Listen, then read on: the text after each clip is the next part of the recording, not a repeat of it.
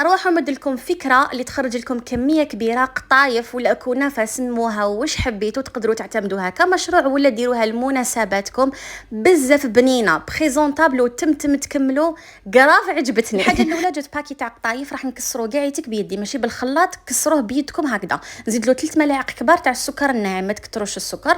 ندخلوا هذاك السكر مع القطايف وندوبوا السمن ونديروه تاني مع القطايف حتى وين تحسي هذيك القطايف تاعك تشمخت. هذا ما كان ديروا عينكم ميزانكم.